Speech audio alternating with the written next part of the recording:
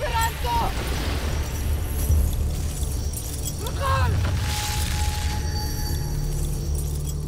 Rakal!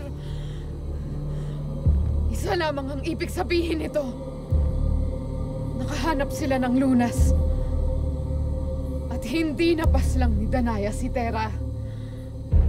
Huwag kayong mangamba, mahal na Kera. Hindi pa huli ang lahat. Paanong hindi pa huli ang lahat?